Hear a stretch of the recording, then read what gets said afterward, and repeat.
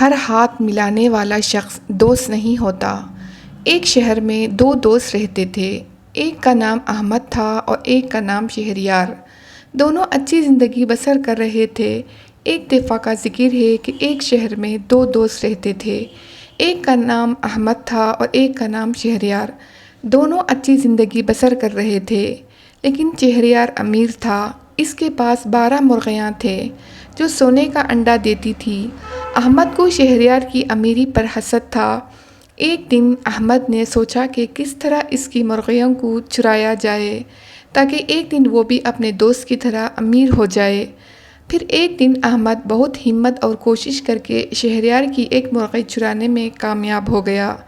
اگلے دن جب شہریار نے اپنی ایک مرغی غائب دیکھی تو بہت پریشان ہوا۔ اس نے اپنے ارد گرد محلے کے لوگوں سے معلوم کرنے کی کوشش کی، مگر کسی کو بھی پتہ نہ تھا کہ شہریار کی مرغی کس نے چرائی ہے۔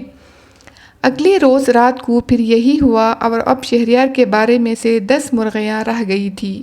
شہریار کے ذہن میں ایک آئیڈیا آیا۔ وہ رات کے اندھیرے میں گھر کے خاص کونے میں چھپ گیا۔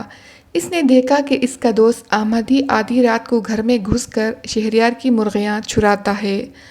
شہریار دیکھ کر بہت حیران بھی ہوا اور مایوس بھی کہ اس کا اپنا دوست ہی اس کی خوشیوں میں ڈاکہ ڈال رہا ہے۔